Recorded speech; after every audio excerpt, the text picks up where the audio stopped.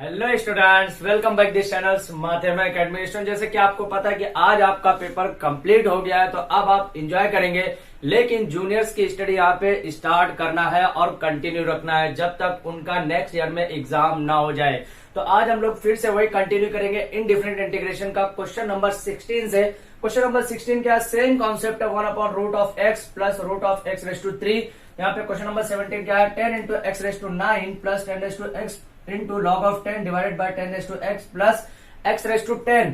Question number 18 क्या है? x⁻n-1 divide by √1 plus 4 into x⁻n। यहाँ पे क्वेश्चन 3 ही है, हम कोशिश करेंगे कि 4 करें, लेकिन क्वेश्चन नंबर 3 तक का तो वेल एंड सफिशिएंट करेंगे।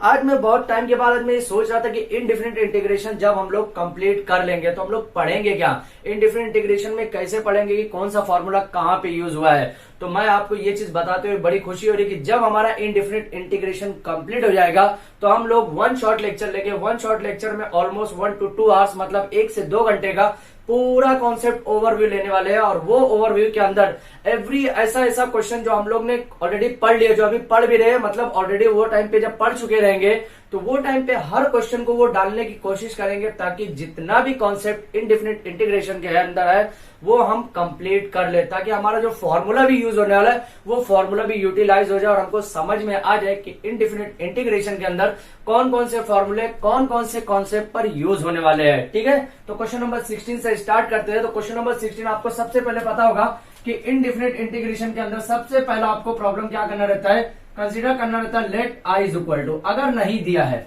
लेकिन मैक्सिमम प्रोबेबिलिटी में नहीं दिया रहेगा और इंटीग्रेशन की साइन भी नहीं दिया रहेगा, तो आपको हमेशा पहला स्टेप आपको कंसीडर करना है कि let i is equal to integration of 1 जो भी आपका क्वेश्चन दिया है √x प्लस √x⁻³ और यहाँ पे dx भी देना है। यहाँ पे देखिए dx दिया क्या नहीं दिया, लेकिन आपको लिखना है कंपलसरी, क्योंकि इंटीग्रेशन के साथ dx का फॉर्म आना कंपलसरी है, मैंडेटरी है। यह मैंने आपको फॉर्मूले के साथ भी लास्ट लेक्चर के अंदर ऑलरेडी बता दिया था। ठीक है, अब यहाँ पे ये क्वेश्चन में से डिफरेंस क्या, देखिए एकदम ध्यान से देखिए, क्वेश्चन कुछ भी नहीं है, लेकिन यहाँ पे लॉजिकल क्वेश्चन है। क्वेश्चन के अंदर आपको थोड़ा सा फॉर्मेट चेंज करना पड़ेगा, और फॉर्मेट जैसे ही चेंज करेंगे आपको समझ में आ जाएगा कि सब्स्टिट्यूशन मेथड है, पार्शियल मेथड है या बाय पार्ट्स मेथड है। तीनों मेथड में से आपको इजी वे में समझ में आ जाएगा। लेकिन अभी हम लोग सब्स्टिट्यूशन मेथड पढ़ रहे हैं, तो आपके दिमाग में यही आना चाहिए कि सब्स्टिट्यूशन मेथड के सिवाय और कुछ भी नहीं होगा। अब सब्स्टिट्यूशन मेथड है तो उसके अंदर कैसे ऐसा फॉर्म बनाना है आपको जो सब्स्टिट्यूशन मेथड का इजी वे में सॉल्यूशन फाइंड आउट करके हमको दे दे। अब देखिए, सबसे पहले अगर मैं कंसीडर करूं put √x is equal to m, T put up करना है। टी पुटअप कीजिए, मैंने आपको स्टार्ट से बताया, ऐसा जरूरी नहीं है कि बुक के अंदर टी दिया है तो टी ही पुटअप करना है। x छोड़ के आप कुछ भी कंसीडर कर सकते हैं, m n जो भी कंसीडर कर, लेकिन स्टैंडर्ड जो टी है अगर m कंसीडर करेंगे तो वो ध्यान में रखना आपको कि वो हमेशा चेंज नहीं करना, आपको कंटिन्यू लास्ट क्वेश्चन तक, लास्ट क्वेश्चन मतलब ये क्वेश्चन के टिल तक का लास्ट तक का लेकर जाना पड़ेगा। ऐसे नहीं कि बीच में आपने एम किया आगे चल के टी करेंगे, नहीं, एम कर रहे तो एम ही करना पड़ेगा, ये याद रखो। ठीक है, √x, अब ये √x मतलब ये वाले फॉर्म को मैं चेंज कर रहा हूं। अब ध्यान दीजिए, ये क्वेश्चन को अगर मैं रिवाइज करूं, ये वाले स्टेप को अगर मैं रिवाइज करूं तो i is equal to integration of 1/√x को कैसे लिख सकता हूं, x⁻1/2 लिख सकता हूं, बराबर। अब ध्यान दो, और क्या लिख सकता हूं, प्लस यहाँ x⁻³ है और यह रूट है, मतलब इसको कैसे लिख सकता हूँ, 3/2 dx लिख सकता हूँ। चलेगा, बिल्कुल चलेगा। कैसे लिखा हो इसको मैंने, यहाँ पे देखिए, जो चीज नहीं समझेगा यहाँ राइट में हम लोग देखने वाले हैं। अब ये x⁻³ है, रूट मतलब क्या होता है, 1/2 होता है, बराबर। 1/2 मतलब क्या हो गया, 3/2 हो गया। यही कॉन्सेप्ट मैंने यहाँ पे भी लिखा है। कुछ भी यहाँ पे जो हमारा मुश्किल कुछ भी नहीं है, आपको सिर्फ समझने के ऊपर है, और वो समझने का एवरी कॉन्सेप्ट मैं यहाँ पे आपको बताऊंगा कि कौन सी चीज कैसे और कहां से और किस तरह से स्टेप के अंदर क्वेश्चन के अंदर आ रहा है। ठीक है, अब देखिए ये √x है। अब √x को अगर फॉर एग्जाम्पल √x को मेरे को x बनाने का है तो मैं यहाँ पे क्या लूंगा, स्क्वायर लूंगा। तो स्क्वायर लूंगा तो रूट जो है कैंसिल होकर यहाँ पे m स्क्वायर हो जाएगा। लेकिन उसको करने से पहले ध्यान से देखिए क्या कर रहा हूँ। अगर मैं √x कर रहा हूँ, फॉर एग्जाम्पल √x कर रहा हूँ, तो ये देखिए ये स्टेप मैं यहाँ पे अब ला रहा हूँ, ये स्टेप मैं यहाँ पे ला रहा हूँ। इसके कुछ रूल्स है, बता रहा हूँ मैं इसके रूल्स क्या है। अगर मैं इसको डेरिवेटिव करता हूँ, क्या करता हूँ, डेरिवेटिव मतलब डिफरेंशिएट करूँ विथ रिस्पेक्ट टू x से, विथ रिस्पेक्ट टू x अगर मैं करूँ तो √x का क्या हो जाएगा, 1/2 ओके, 1/2 हो जाएगा। और ये क्या आ जाएगा, dx इज इक्वल टू, यहाँ पे dx तो नहीं आएगा, 1/2 इज इक्वल टू dm/dx, यही आने वाला है। कुछ भी अलग हुआ क्या, नहीं हुआ। अब देखो चेंजेस क्या क्या आएंगे, इंपॉर्टेंस क्या देखो यहाँ पे, dx यहाँ पे चले गया, अगर क्या चलेगा यहाँ पे dx, अब dx यहाँ पे चले गया तो 2 रूट एक्स यहाँ पे आ गया, ये वाला जो पोर्शन है उठ के यहाँ पे चले गया 2 रूट एक्स dm। अब ध्यान दीजिए dx कहीं लिखा है क्या, यहाँ पे लिखा है, मतलब dx की जगह क्या आएगा 2 रूट एक्स आएगा। लेकिन यहाँ पे कुछ लॉजिक है, लॉजिक क्या वो भी समझ में आएगा। अब देखो ये स्टेप यहाँ पे मैं लिख रहा हूँ, i is equal to integration of dx की जगह क्या लिखने का है 2 root x dm divided by x 1/2 की जगह क्या लिखूंगा, मतलब x 1/2 मतलब रूट एक्स की जगह क्या लिखूंगा m, बराबर m ही लिखूंगा। अब यहां पे देखो क्या लिखूंगा, m प्लस हो गया, इसकी जगह क्या लिखूंगा, ये कैसा लिखा हुआ है, ये लिखा हुआ देखो रूट एक्स लिखा हुआ है, ऐसा लिखा हुआ है, ठीक है। मतलब ये क्या लिखा हुआ है एक्स स्क्वायर इंटू एक्स लिखा हुआ है। अब देखिए कॉन्सेप्ट क्या लगेगा यहाँ पे हम लोग ने क्या देखा root x raise to 1/2 that is called root x की जगह हम लोग ने क्या लिखा m। अब यहाँ पे क्या एक्स रेस टू 3/2। अब ध्यान देंगे एक्स रेस टू 3/2 मतलब ये वाला फॉर्म ऐसे ही हुआ है। अब इसको मैं ऐसा भी लिख सकता हूँ एक्स रेस टू 3 1/2 लिख सकता हूँ, ऐसा भी लिख सकता हूँ। और इसको मैं कैसा लिख सकता हूँ रूट एक्स रेस टू 3 ऐसा भी लिख सकता हूँ। मतलब ये फॉर्म लिखिए बोथ आर सेम, दोनों कॉन्सेप्ट सेम है। अब रूट एक्स की जगह क्या लिखते हैं हम लोग m लिखेंगे। अब m का पावर कितना हो जाएगा यहाँ पे m रेस टू 3 चलेगा। लेकिन प्रॉब्लम क्या है यहाँ पे कि m यहाँ पे भी मैंने डाला, m क्यूब यहाँ पे भी डाला, लेकिन यूज करने के बाद भी डिफरेंशिएशन करने के बाद भी हमारा कॉन्सेप्ट क्या है रूट एक्स है। अब रूट एक्स मेरे को चेंज करना पड़ेगा। अब आप लोग सोच रहे होंगे क्यों सर मेरे को क्यों चेंज करना पड़ेगा। देखिए एक चीज ध्यान में रखिए, मैंने लास्ट लेक्चर के अंदर एक बात बोला था, क्या बोला था कि जहां पे सिंगल क्वांटिटी अगर आ रहा है तो सिंगल क्वांटिटी को हमेशा सेम रखने का, आपको दो डिफरेंट क्वांटिटी को एक साथ लेकर नहीं हम चल सकते। क्यों? क्योंकि दो डिफरेंट क्वांटिटी वहां पे एडजस्ट नहीं होगा और इंडिफिनिट इंटीग्रेशन का रूल जो फॉलो करना चाहिए वो रूल फॉलो नहीं करता है। तो यहाँ पे अगर m आया तो यहाँ पे x नहीं आएगा, या तो अगर x आ रहा तो पूरा x रखिए, या तो m आ रहा तो पूरा m रखिए। यहाँ पे dm है तो यहाँ पे x नहीं हो सकता, 100% यहाँ पे x नहीं हो सकता। ये x को आपको चेंज करना पड़ेगा। और ये रूट x जो है रूट x की जगह मैं क्या लिख सकता हूँ m लिख सकता हूँ। i is equal to integration of क्या लिख सकता हूँ 2m dm divided by m plus m cube हो गया। समझ में आया इतना? चलेगा। अब देखो यहाँ पे एक नया चीज मिलेगा। नया चीज क्या मिलेगा, अगर मैं m दोनों में से कॉमन ले लेता हूँ। फॉर एग्जाम्पल अगर मैं m दोनों में से कॉमन लूंगा तो यहाँ पे जो नॉमिनेटर का m है वो ऑटोमेटिक कैंसिल हो जाएगा।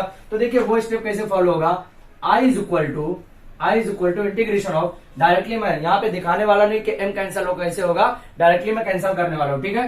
तो 2 dm divided bye 1 plus m square हो गया, 1 प्लस m स्क्वायर चलेगा।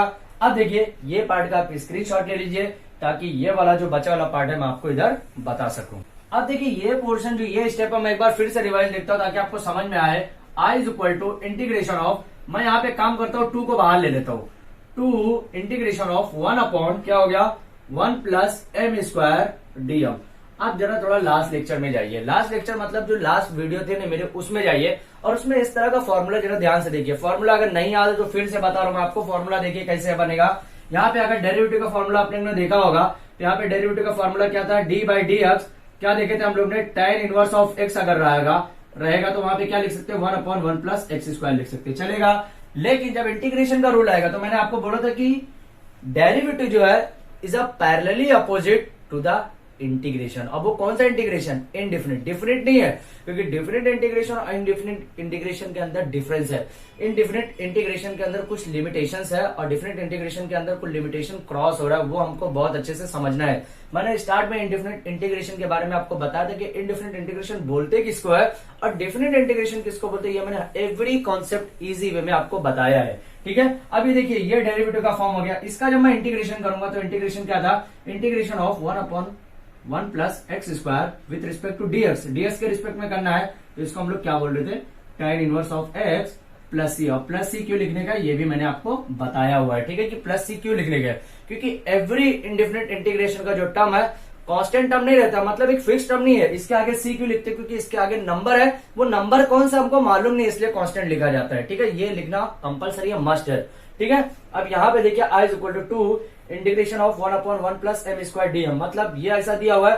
फर्क क्या है, यहाँ पे dm था तो यहाँ पे m है, यहाँ पे dx है तो यहाँ पे x है। चेंजेस देखिए सिर्फ, और कुछ भी फर्क नहीं है। तो इसको मैं फॉर्मूले के साथ कैसे डायरेक्टली आंसर के साथ लिख सकता हूँ, i is equal to 2 tan inverse of m plus c। m लिख सकता हूं, लेकिन अब यहाँ पे m मेरे को रिप्लेस करना पड़ेगा। कैसे रिप्लेस करना पड़ेगा? क्योंकि रूट एक्स को मैंने क्या माना था? रूट एक्स को माना था मैंने m, तो ये m अब मेरे को रिप्लेस करके फिर से मेरे को रूट एक्स रिटर्न लाना पड़ेगा। तो I is equal to tan inverse of root of x plus C, that is your final answer. ये हमारा फाइनल आंसर कंप्लीट हो गया। अब एक चीज याद रखिए, कभी भी इंटीग्रेशन के अंदर आप ये मत सोचिएगा कि आंसर इतना ऑड आ रहा है तो ये आंसर राइट होगा कि नहीं होगा, क्योंकि आंसर इंटीग्रेशन के अंदर आपको कभी भी ऐसा लगेगा कि भाई ये आंसर तो मैच नहीं हो रहा, बहुत खराब दिख रहा है आंसर। इंडिफिनिट इंटीग्रेशन और डेरिवेटिव के अंदर आपको आंसर परफेक्ट आपको समझ में नहीं आएगा कि भाई आंसर हो रहा है, लेकिन अगर आपको ये बार बार स्टेप अगर देखेंगे ना, अगर आपको लगेगा कि ये स्टेप हाँ मैं परफेक्ट जा रहा हूँ या जा रही हूँ, तो वो स्टेप के हिसाब से आपका आंसर जो आएगा वही परफेक्ट होगा, चाहे वो ऑड दिख रहा है चाहे इवन दिख रहा है, कैसा भी आपको दिख रहा है। ठीक है, समझ में आया? तो यहाँ पे हमारा क्वेश्चन नंबर 16 कंप्लीट हो गया है। अभी हम लोग क्वेश्चन नंबर 17 की तरफ फॉरवर्ड करते हैं। क्वेश्चन नंबर जो 17 है वो भी बहुत इजी क्वेश्चन है, सिर्फ आपको रखना है, पुटअप करना है, आंसर लेकर आना है। अब रखना क्या है भाई? नॉमिनेटर को रखेंगे सब्स्टिट्यूशन मेथड में या डिनोमिनेटर को? तो सबसे पहले सेम स्टेप पहले हम लोग फॉलो कर लेते हैं। सेम स्टेप क्या फॉलो करेंगे? Let I is equal to integration of, ये तो हमको लिखना ही है, ये हमको लिखना। अगर इसमें यहाँ पे इंटीग्रेशन की साइन अगर नहीं लगा है, dx नहीं लगा है, तो ये हमको लिखना कंपलसरी। पहले स्टेप से हमारा ये स्टार्ट होने वाला है। ठीक है, यहाँ पे 10 into x raise to 9 plus 10 x into log of 10 divided by 10 x plus x raise to 10 और यहाँ पे dx। ठीक है, समझ में आया?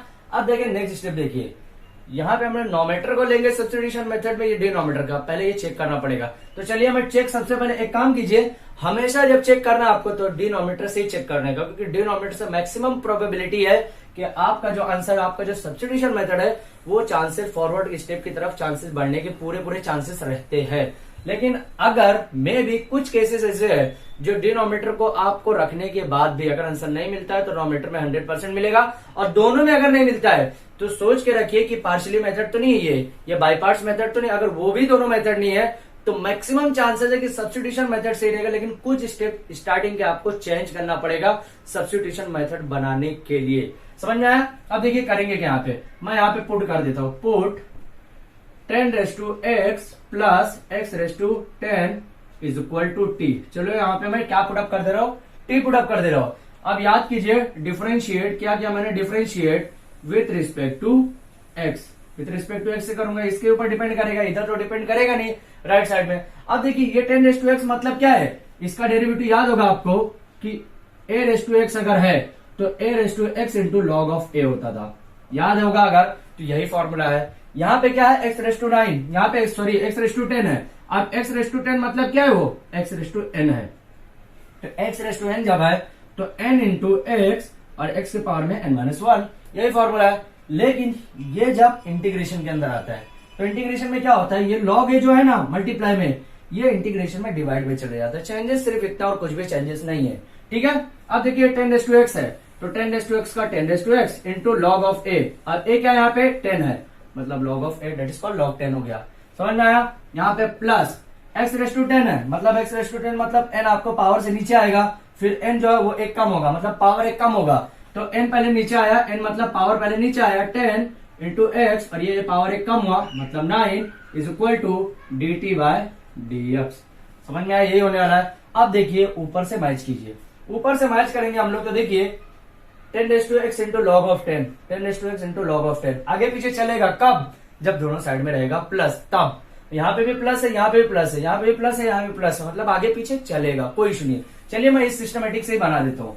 तो 10 into x9 plus 10 into log of 10, और ये ब्रैकेट में मैं डाल देता हूं मैं, और dx इज इक्वल टू हो गया dt। अब देखिए ये वाले कॉन्सेप्ट में नॉमिनेटर में मैच हो रहा है कि नहीं, चेक कीजिए।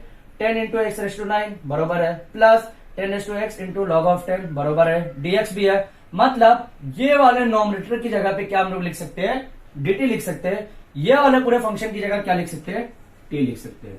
समझ में आया? ये वाले फंक्शन की जगह क्या लिख सकते हैं? t लिख सकते हैं। अब मैं यहाँ पे चेंज करूंगा, तो i is equal to integration of क्या लिखा? ये वाले पूरे फंक्शन की जगह क्या लिखूंगा? dt लिखूंगा, dt नीचे वाले फंक्शन की जगह क्या लिखूंगा? t लिखूंगा। कितना इजी क्वेश्चन हो गया, देखो इतना बड़ा फंक्शन था, वहां पे कट पिट के छोटा ही सा आया। अब देखो यहाँ पे t है डिवाइड में, तो जब डिवाइड में सिंगल टी रहेगा without power, without any power, तो हमको डायरेक्टली मालूम है कि इंटीग्रेशन ऑफ 1/x अगर है dx है तो उसका हो जाएगा log x। क्या हो जाएगा? log x। 1/x मतलब dx, यहाँ पे t है, 1/t dt है, तो यहाँ पे क्या हो जाएगा हमारा directly answer i is equal to integration अगर ले रहा हो तो यहाँ पे क्या हो जाएगा log ऑफ t हो जाएगा प्लस c। अब t को है जो t का फंक्शन था वो रिप्लेस कर देंगे हम लोग, तो यहाँ पे क्या हो जाएगा i is equal to log of bracket के अंदर क्या हो जाएगा 10⁻x plus x⁻10 plus c। That is your final answer of question number 17। यहाँ पे हमारा कंप्लीट होता। कितना इजी क्वेश्चन है, देखो आपको सिर्फ सोचने का ही भाई क्वेश्चन करना कैसे है, क्या आपको रिप्लेस करना है ताकि आपका इसे, अगर मान लीजिए ये क्वेश्चन के अंदर अगर फॉर एग्जांपल ये t की जगह t² आता, क्या आता? t की जगह t² आता, तो आपको क्या फॉर्मूला लगाना पड़ता? ये फॉर्मूला लगता है इंटीग्रेशन ऑफ x⁻n का x⁻n plus 1 divided by n+1। ये कब होता? जब आप डिनोमिनेटर को नोमिनेटर में लेके जाते, वहां t का पावर -2 आता, सेम फॉर्मूला ये लगता। लेकिन पावर नहीं है, मतलब सिंगल एंटिटी है, सिंगल क्वांटिटी है, सिंगल क्वांटिटी है, मतलब फॉर्मूला ये लगेगा। ये आपको याद रखना है, एक स्टेप में आप समझ के अगर पढ़ेंगे ना, बहुत इजी क्वेश्चन आता है इंडिफरेंट इंटीग्रेशन का। तो क्वेश्चन नंबर 17 का यहाँ पे हमारा कंप्लीट हो गया है। आप इसका स्क्रीनशॉट ले लीजिए ताकि मैं क्वेश्चन नंबर 18 की तरफ फॉरवर्ड कर सकूं। अब देखिए क्वेश्चन नंबर 17 तो हमारा कंप्लीट हो गया है। जो आज के लेक्चर का हमारा क्वेश्चन नंबर 18 है और ये क्वेश्चन नंबर 19 है जो मैं आज कराने वाला नहीं, लेकिन इसका कुछ कॉन्सेप्ट आपको बताऊंगा जो शायद आप लोग सब्स्टिट्यूशन मेथड से अगर करना आ गया होगा तो ये भी कर सकते हैं। ठीक है, तो पहले क्वेश्चन नंबर 18 करते हैं। क्वेश्चन नंबर 18 क्या दिया हुआ है? नोमिनेटर के अंदर x⁻n-1 divided by root of 1 + 4 × x⁻n। कि करना क्या आपको, यहाँ पे सेम जैसा दिया हुआ है इंटीग्रेशन आपको लिखने का साइन और सेम ये कॉन्सेप्ट लेने का, इंटीग्रेशन की साइन लिख लिया मैंने, x⁻n-1 divide by root of 1 + 4 × x⁻n। करना क्या है? dx करने का। ये चीज आपको हमेशा एवरी क्वेश्चन के पहले स्टेप पे करने का है। अगर वो नहीं दिया है, क्या नहीं दिया है? अगर dx और इंटीग्रेशन की साइन अगर नहीं दिया, dx कब दिया रहेगा? जब x दिया रहेगा। अब ऐसा मत बोलेगा कि सर यहाँ पे m दिया है तो यहाँ पे dm का, यहाँ पे dm दिया रहेगा या dx दिया रहेगा। भाई मैंने आपको हर बार ये बात बताया है कि अगर x दिया है तो यहाँ पे dx रहेगा, y है तो dy रहेगा, z है तो dz रहेगा, m है तो dm रहेगा। ये चीज हमेशा याद रखने का। ठीक है, हमेशा बोले तो हमेशा याद रखना आपको। अब ये पहला स्टेप हो गया। अब इसके अंदर आपको क्या ऐसा पुटअप करने का है जो आपको इजी भी मिल जाए। अब ध्यान दीजिए यहाँ पे, अगर मैं टोटली यहाँ पे डिनोमिनेटर का टर्म पुटअप कर देता हूँ, फॉर एग्जांपल अगर मैं टोटली डिनोमिनेटर का टर्म पुटअप कर देता हूँ तो मेरे को 1 तो यहाँ पे डिफरेंशिएट करूंगा 0 हो जाएगा। अब 4 × x⁻n बचेगा तो 4 यहाँ पे कैसा सेमी कांस्टेंट का काम करेगा, x⁻n से ये बन जाएगा। लेकिन अगर मैं यहाँ पे पुटअप करता हूँ put x⁻n is equal to t, ठीक है, ये पुटअप करता हूं तो x⁻n जब पुटअप करूंगा तो यहाँ पे ये मिल सकता है, हमको मिल सकता है कि नहीं मिल सकता है। लेकिन n एक्स्ट्रा आएगा। n एक्स्ट्रा कब आएगा? जब डिफरेंशिएट करेंगे। देखिए बनेगा कैसे, इसको मैं डिफरेंशिएट कर रहा हूं विथ रिस्पेक्ट टू x से, विथ रिस्पेक्ट टू x। अब याद रखिए इसकी जगह पे x⁻n की जगह पे x⁻n इज इक्वल टू जो t हम लोग पुटअप कर रहे हैं वहां पे आप m नहीं करना। आपको m क्यों नहीं करने का है? क्योंकि n यहाँ पे ऑलरेडी है और m जब आप करेंगे ना तो यहाँ पे कंफ्यूज होगा। आप तो कंफ्यूज नहीं हो सकते, लेकिन एग्जामिनर अगर कंफ्यूज हुआ तो आपके मार्क्स 100% कट करने वाला है। तो यहाँ पे देखिए, यहाँ पे आपको t ही रखने का, m नहीं रखने, क्योंकि n और m का जो रिलेशन है ऑलमोस्ट सेम है, क्लोज रिलेशन है। तो यहाँ पे आपको m नहीं लेने का, t लेने का। ये चीज भी आप याद रखिए। अगर आप यहाँ पे चेंज कर रहे हो तो कोई प्रॉब्लम नहीं है, m भी कर सकते हैं, m से आंसर राइट भी रहेगा, एग्जामिनर मार्क्स भी 100% देगा। लेकिन एग्जामिनर के मूड के ऊपर है कि अगर वो कंफ्यूज नहीं हुआ तो आपको मार्क्स देगा, और कंफ्यूज हुआ तो आपके पूरे मार्क्स कट कर लेगा। बहुत इजी प्रॉब्लम जो आपका है वो हार्ड में चले जाएगा, आपको 0 मार्क्स वहां पे मिल जाएंगे, ये याद रखिए। ठीक है, अब यहाँ पे देखिए डिफरेंशिएट किया मैंने विद रिस्पेक्ट टू x से, तो यहाँ पे क्या हो जाएगा n × x⁻n-1 is equal to dt/dx। ये कॉन्सेप्ट हुआ। ठीक है, अब ये मैं dx इधर करूंगा तो x⁻n-1 × dx, अब n है तो n इधर लेके आ गया 1/n dt हो गया। चलेगा? बिल्कुल चलेगा। क्यों चलेगा भाई? क्योंकि x⁻n-1 dx इधर है, यहाँ पे भी x⁻n-1 dx इधर है, इसीलिए मैंने n को राइट साइड में शिफ्ट कर दिया है। मतलब ये वाला पार्ट जो था, ये वाला जो लेफ्ट साइड का पार्ट है, अब इसकी जगह मैं क्या टोटली लिख सकता हूँ 1/n और dt लिख सकता हूँ। लेकिन प्रॉब्लम यहाँ पे है कि रूट 1 + 4 x⁻n जो है यहाँ पे t लिखना पड़ेगा। अब देखो लिखेंगे कैसे हम लोग, i is equal to integration of, यहाँ पे क्या लिखेंगे टोटल टर्म, यहाँ पे क्या लिख सकते हैं हम लोग 1/n, और यहाँ पे क्या लिखूंगा dt divided by root of 1 + 4, यहाँ पे क्या लिखूंगा t। अब देखिए, अगर ऐसा केस आता है आपको क्वेश्चन के अंदर जहां पे आपको सिर्फ सिंगल एंटिटी से आपको सब्स्टिट्यूशन मेथड करने का, सिंगल एंटिटी मतलब यहाँ पे सिंगल से मैंने चेंज किया। इससे पहले क्वेश्चन में आप लोगों ने देखा होगा ये वाला डिनोमिनेटर के टर्म से मैंने पूरा चेंज किया था। ऐसा लिया था क्या मैंने सिर्फ 10⁻⁴ का? नहीं, ये पूरे फंक्शन को लिया था। लेकिन अगर सिंगल एंटिटी भी आप लोग लेते हो तो सिंगल एंटिटी लेने के बाद भी फंक्शन के अंदर जब हम वेरिएशन लाएंगे तो वो टाइम पे आपको देखने का है कि टी है तो टी ही रहना चाहिए, उसके अलावा अदर फंक्शन नहीं आना चाहिए। अब आप लोग सोच रहे होंगे सर एन तो आया ना, n is a constant function. जैसे कैसे 2 3 4 5 6 नंबर आता है ना, डेट लाइक दिस, ये डेट लाइक दिस कैसे हुआ? ये जो एन है ये भी कांस्टेंट फंक्शन है, इसलिए ये वेरिएबल्स के अंदर नहीं आएगा, मतलब ये टी जैसा फंक्शन है उसके अंदर नहीं आएगा। यहाँ पे कांस्टेंट फंक्शन है तो 1/n बाहर निकल जाएगा। समझ में आया ये चीज? अब देखिए करेंगे कैसे इसको। i is equal to 1/n बाहर निकाला, इंटीग्रेशन ऑफ, ये रूट में है तो इसको मैं कैसे लिख सकता हूँ 1 + 4t रेस टू -1/2 dt चलेगा। यहाँ पे रूट जो है नीचे क्या बोलते हैं 1/2, पावर जो था प्लस में था, अभी मैं उसको क्या किया, उसको मैंने नोमिनेटर के साइड में शिफ्ट किया और यहाँ पे पावर क्या हो गया माइनस में हो गया। अब पावर माइनस में हो मतलब फॉर्मूला कौन सा लगेगा x⁻n का। x⁻n मतलब याद होगा आपको x⁻n, जब इसका इंटीग्रेशन करेंगे dx के रिस्पेक्ट में तो x⁻n +1 divided by n +1 + c, मतलब जो भी पावर में आएगा वही नीचे भी आने वाला है। लेकिन ये क्वेश्चन के अंदर कुछ ट्रिक है, वो ट्रिक क्या है थोड़ा आपको समझ में आ गया होगा, अगर तो ठीक है, नहीं समझेगा तो देखिए ये क्वेश्चन के अंदर कुछ छोटा सा ट्रिक है, एकदम लॉजिकल ट्रिक है और एग्जामिनर उसी ट्रिक को, लॉजिक को देखने वाला है कि आपने वो यूज किया है कि नहीं किया है। ठीक है, यहाँ पे देखिए -1/2 है, अब -1/2 के साथ हमेशा +1 ऐड करना है तो क्या आ जाएगा -1, यहाँ पे क्या आ जाएगा -1 + 2 divided by 2 that is called 1/2, मतलब पावर में क्या आएगा 1/2 आएगा और डिवाइड में भी क्या आ जाएगा 1/2 आ जाएगा। तो i is equal to integration of, यहाँ पे इंटीग्रेशन अब हट जाएगा क्योंकि हम लोग इंटीग्रेशन यूज कर रहे हैं 1/n ब्रैकेट में। अब देखिए -1/2 यूज कर रहा हूं मैं तो यहाँ पे क्या बन जाएगा 1 + 4t raise to 1/2 divided by 1/2 + c, right answer है। अब बहुत लोग यहां तक करके सॉल्यूशन छोड़ देंगे, लेकिन ये रॉन्ग आंसर है। रॉन्ग आंसर क्यों है? एक चीज ध्यान अगर दिए होंगे आप लोग ने, यहाँ पे वेरिएबल्स क्या है टी है, टी के पास कोई फंक्शन दिया वैल्यू क्या दिया है 4, तो जब भी ऐसा फंक्शन आपको दिया है कोई कांस्टेंट वेरिएबल्स के पास तो वो वैल्यू को आपको याद होगा कि जब डेरिवेटिव करते हैं, फॉर एग्जांपल यहाँ पे अगर हम लोग यहाँ पे डेरिवेटिव करते हैं कैसा करते हैं 3x + 4, 3x ऐसा करते हैं हम लोग यहाँ पे, फॉर एग्जांपल यहाँ पे हम लोग कितना कर रहे हैं 3 + 4x ऐसा करते हैं। अगर तो 3 + 4x जब करते हैं तो हम लोग यहाँ पे क्या करते हैं, इसकी डेरिवेटिव तो 0 हो जाती है, इसकी डेरिवेटिव 0 हो जाती है, लेकिन 4x का जो फंक्शन रहता है तो ये प्लस के साथ 4 आ जाता है, मतलब x के साथ जब फंक्शन आएगा तो वो मल्टीप्लाई में चले जाता है, मल्टीप्लाई में चले गया। सेम यहाँ पे जो वेरिएबल्स है, यहाँ पे वेरिएबल्स क्या t है, तो t के जो फंक्शन आएगा वो फंक्शन डिवाइड में चले जाता है इंडेफिनिट इंटीग्रेशन के अंदर, मतलब यहाँ पे जो हमारा एक स्टेप बचा हुआ था वो स्टेप क्या आ जाएगा 1/4 लिखेंगे साथ में। समझ में आया? 1/4 अगर नहीं लिखेंगे तो यहाँ पे जो मार्क्स हो पूरे जाएंगे। क्यों जाएंगे? क्योंकि ये स्टेप के अंदर, ये क्वेश्चन के अंदर यही एक सबसे इंपॉर्टेंट स्टेप है। यहाँ से आपको चेक करेगा कि आपका इंडेफिनिट इंटीग्रेशन के अंदर जो आपका कॉन्सेप्ट है कितना आपने समझकर लिया हुआ है। ठीक है, यहाँ पे 1/4 है। अब देखो क्या करेंगे, i is equal to 1/n, ये क्या हो गया 1/2 है, मतलब ये 2 पर शिफ्ट होगा 2, और ये क्या आ जाएगा, ये 1/2 है मतलब रूट 1 + 4t हो गया डिवाइडेड बाय, ये 4 ऐसा है नीचे आया, ओके, प्लस c। अब देखो कैंसिल हो रहा है, 2 × 2 2 × 4, मतलब 2 नीचे आया, 2 इसके साथ आ गया n के साथ। अब ये आंसर राइट है क्या? नहीं है। क्यों? क्योंकि यहाँ t भी आपको शिफ्ट करना है, रिप्लेस करना है, मतलब आपने जो t को यहाँ पे चेंज किया था सेम उसको आपको फिर से रिटर्न लाने गए।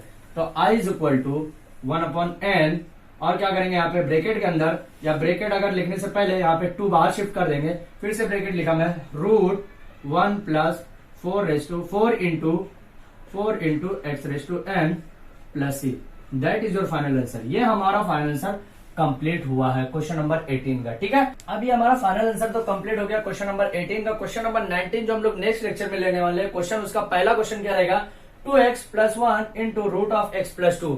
ये भी मैं हिंट दे दे रहा हूं आपको, सब्स्टिट्यूशन मेथड से ही करना, लेकिन ये क्वेश्चन थोड़ा सा डिफरेंट है, अदर क्वेश्चंस के मुकाबले में थोड़ा सा क्वेश्चन डिफरेंट है, क्योंकि यहाँ पे सब्स्टिट्यूशन मेथड तो है, लेकिन उसके अलावा भी कुछ मेथड ऐसा आपको प्लस माइनस रिप्लेस करना है, उसको लेफ्ट हैंड साइड से राइट हैंड साइड में लेके जाने का, तभी आप सब्स्टिट्यूशन मेथड यूज कर सकते हैं। अदरवाइज यहाँ पे आप सब्स्टिट्यूशन मेथड यूज नहीं कर सकते। इसका लॉजिक ये है कि जब दो फंक्शन मल्टीप्लाई में रहेंगे तो ये यहाँ पे सब्स्टिट्यूशन मेथड का ये रूल अप्लाई होता है। ठीक है, तो क्वेश्चन नंबर 18 हमारा यहाँ पे कंप्लीट हो गया और उम्मीद करता हूँ कि आज हम लोग ने जो तीनों क्वेश्चन देखा बहुत इजी मेथड था। बहुत इजी मेथड मतलब आपको एवरी क्वेश्चन एवरी स्टेप के साथ जो आपको सिखाया जा रहा है वो आपको अच्छे से पढ़ना है, क्योंकि देखिए मैथ्स एक ऐसा चीज है, कितना भी अच्छे से है, कितना भी अच्छे से आप स्कॉलर है, अगर आप प्रैक्टिस नहीं करेंगे तो आपको आने वाला नहीं है, एग्जाम के अंदर आपको आने वाला नहीं है, याद रखिए। क्योंकि ये जब तक प्रैक्टिस नहीं करेंगे आपको चलो समझ में आ गया, हाँ ये स्टेप समझ में आ गया, ये स्टेप समझ में आ गया, ये स्टेप समझ में आ गया, ऐसे बहुत सारे बच्चे भूलते हैं। मैंने सुना है, ऑब्जर्व किया, पढ़ाते हुए भी ऑब्जर्व किया है कि ऐसे हाँ सर ये आ गया मेरे को, ये सर आ गया, लेकिन जब उनको करने दिया जाता है तो उनका एक एक स्टेप पे रॉन्ग होता है। वो स्टेप उनको आगे पेंसिल या पेन जो यूज करते वो आगे बढ़ने नहीं देते, क्योंकि वो प्रैक्टिस नहीं किए रहते, उनको मालूम नहीं रहता कि भाई इसके स्टेप, हाँ सिर्फ वो सीखे रहते तो वो हवे में जो सीखे रहते वो उड़ जाता है। तो जब तक आप प्रैक्टिस करेंगे ना तो आपके अगर दिमाग नहीं चलेगा तो आपका हाथ चलेगा, आपका स्टेप बताएगा कि भाई आगे क्या करना है, आगे क्या करना है, आगे क्या करना है। इसलिए बोल रहा हूँ मैथ्स के एवरी स्टेप को आपको प्रैक्टिस के बिना आप अच्छे से उसको अचीव नहीं कर सकते, अगर आपको मैथ्स में जीनियस होना है तो। ठीक है, तो अब ये नेक्स्ट लेक्चर में हम लोग क्वेश्चन नंबर 19 से स्टार्ट करेंगे इंडिफरेंट इंटीग्रेशन का। ठीक है, तो जो स्टूडेंट ने अभी तक हमारे चैनल को सब्सक्राइब नहीं किया है तो प्लीज अब चैनल को सब्सक्राइब कर लो, ताकि आने वाले इंडिफरेंट इंटीग्रेशन के जो कंसेप्चुअल आपके जो स्किल है वो मैं आपको अच्छे से सिखा सकूं।